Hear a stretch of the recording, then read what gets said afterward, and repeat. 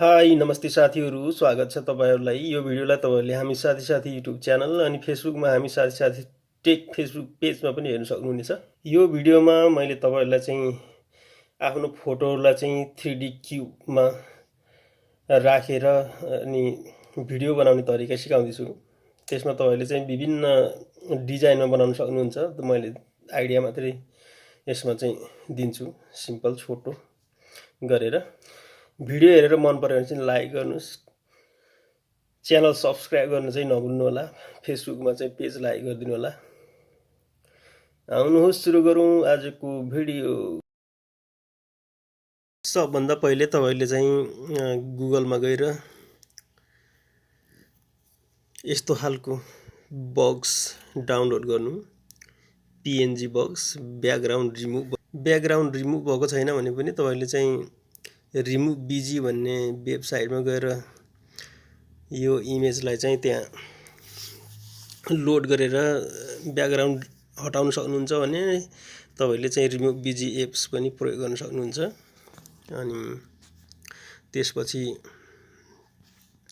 त्यसपछि तपाईले चाहिँ यो पिक्सलल्याब भन्ने एप्लिकेसन ओपन गर्नु, यहाँ भएको न्यू टेक्स्टलाई चाहिँ डिलिट गरिदिनु।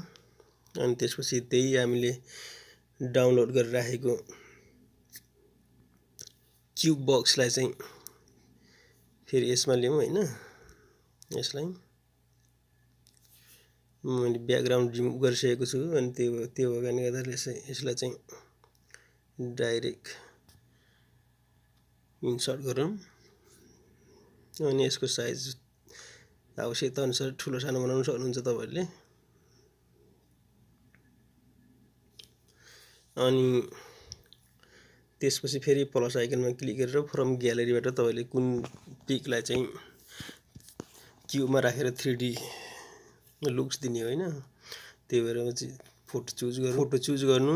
अनि त्यसपछि यसलाई चाहिँ क्रप गर्न सक्नुहुन्छ यहीँबाट, नभए यसलाई चाहिँ यता लिएर यसको यतिकैमा यति सानो साइज गर्दा हुन्छ हैन। तपाईले चाहिँ कुनमा राख्ने तपाईले चाहिँ यसमा चाहिँ मिलाएर राख्नुपर्छ। यो बक्समा तपाईले चाहिँ यो बिचको आइकनमा क्लिक गरेर यहाँ छेउमा आएर तपाईहरुको चाहिँ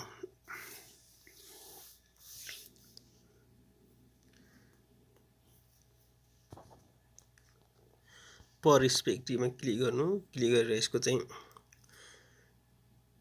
यसको साइजलाई चाहिँ मिलाएर राख्नु हैन।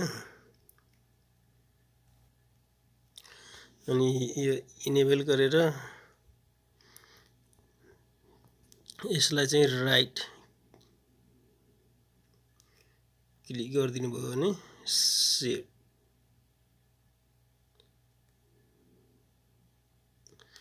हुन्छ। अनि तपाईले फेरि ग्यालरीमा जानु, फ्रम ग्यालरीमा गएर त्यस्तै फेरि अर्को इमेज लिनु, क्रप गर्न सक्ने गर्नु, नगर्न सक्ने पर्दैन।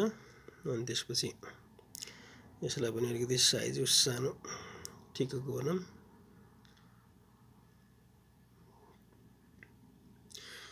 फेरि तपाईहरु चाहिँ यही सेम यसमा गएर यसलाई चाहिँ मिलाउनु।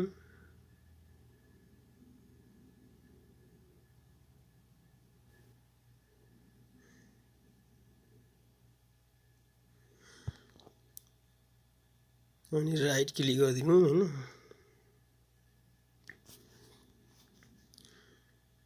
यस्तोहरु फिट हुन्छ। अनि त्यसपछि तपाईले फेरि अर्को प्लस आइकनमा क्लिक गरेर फ्रम ग्यालरीबाट फेरि अर्को एउटा इमेज लिनु। अनि यसलाई पनि सेम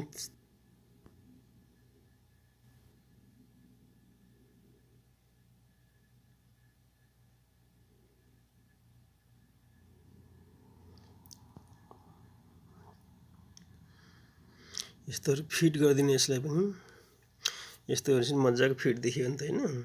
अनि यति भइसकेपछि अनि तपाईले चाहिँ अब यसको चाहिँ ट्रान्सपरेन्ट भनेको ब्याकग्राउन्ड रिमुभ गर्नु। यसको यस्तोमा गरेर सेभ गर्नु। सेभ गर्नु भने ब्याकग्राउन्ड रिमुभ भएको हुन्छ यसको। अनि त्यसपछि सेभ गर्नुस् यसलाई चाहिँ save image, save to gallery. यति गरेर फेरि हामी तपाईहरुलाई चाहिँ बाँकी काम चाहिँ काइनमास्टरबाट गर्छौं। प्लस आइकनमा क्लिक गरौँ 16:9 को रेसियो लियौँ हैन। तपाईले चाहिँ यसमा चाहिँ आफूलाई मनपर्ने ब्याकग्राउन्ड लिन सक्नुहुन्छ। एउटा हामीले चाहिँ सिम्पल खालको ब्याकग्राउन्ड लियौँ अनि यसलाई चाहिँ थोरै लम्बाइ गरिदिउँ। तपाईले चाहिँ 1 मिनेटसम्मको लम्बाइ अब तपाईले आवश्यकता अनुसार हाल्न सक्नुहुन्छ। तर 1 मिनेटसम्मको भएपछि तपाईले चाहिँ सबै सोशल मिडियामा सेयर गर्न सक्नुहुन्छ, सजिलो हुन्छ। लेयरमा क्लिक गरौँ, मिडियामा क्लिक गरेर अघि हामीले यो ब्याकग्राउन्ड रिमुभ गरेर यो 3D उस बनाएको यसलाई चाहिँ हामीले लियौँ अनि यसलाई पनि फुल लेन्थमा राख्दिउँ। अनि त्यसपछि तपाईले चाहिँ फेरि लेयरमा क्लिक गर्नु, लेयरमा क्लिक गरेर यो इफेक्ट्समा क्लिक गर्नु। इफेक्ट्समा क्लिक गरेर तपाईले चाहिँ यो क्लोनिङ भन्ने इफेक्ट्स हाल्नु हैन। अनि यस्तो हुन्छ। यसलाई चाहिँ फुलमा राख्नु हैन। यसलाई फुलमा राख्नु, यसलाई पनि फुलमै राख्दिने। यसलाई पनि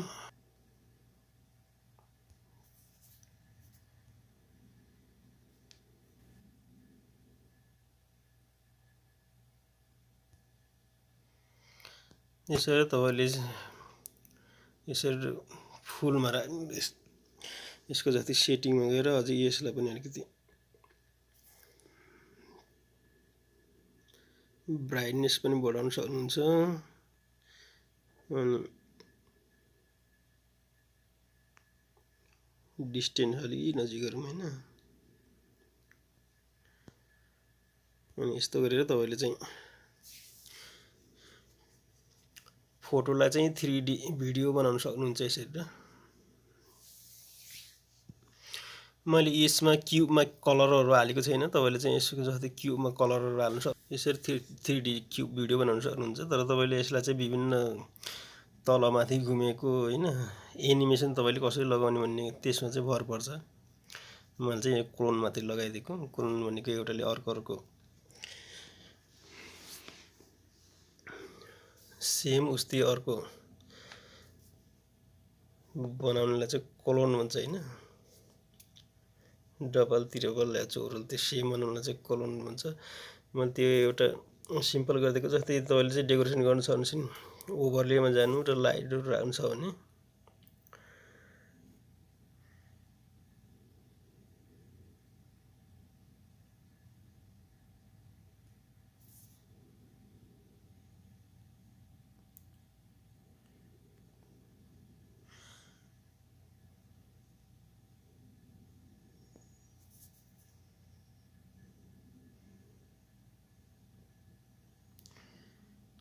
लाइटलाई पनि फुल राख्दा हुन्छ। जति अरु भिडियोको लेन्थ छ जस्तै यसैलाई पनि 3 डटमा डुप्लिकेट लिएर अनि यसलाई चाहिँ यता ल्याउँदा हुन्छ। सेम लाइट राख्नु छ भने अरु राख्नु छ भने भित्रबाट ल्याउँदा भइहाल्यो हैन। अनि फेरि यसलाई पनि डुप्लिकेट ल्याउँ। डुप्लिकेट लिएर यसलाई चाहिँ तल राखौँ। चारैतिरबाट चारवटै कोणबाट लगाइदिउँ हैन।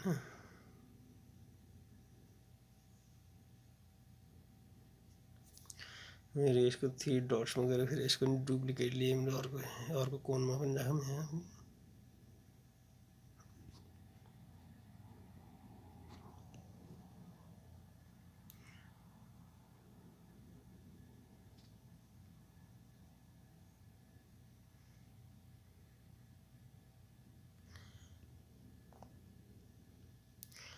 यसलाई चाहिँ सबैलाई चाहिँ फुल गरिदिनु।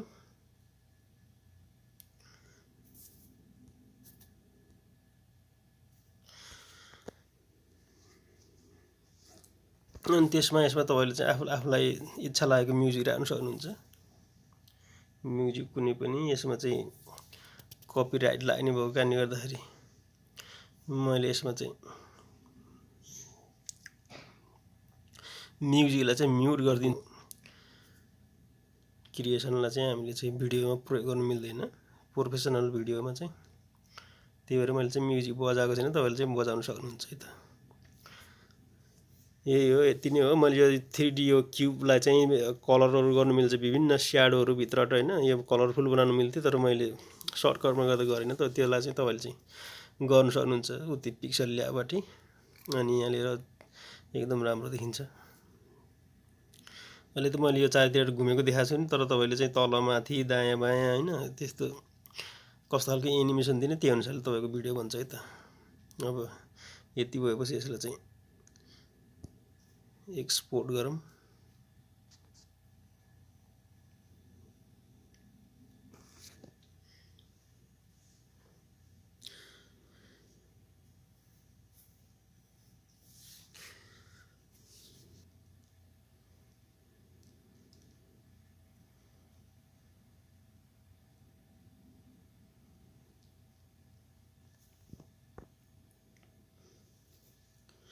यसरी तयार भयो। तपाईँले चाहिँ भिडियोलाई यहीँबाट पनि प्ले गरेर पनि हेर्न सक्नुहुन्छ।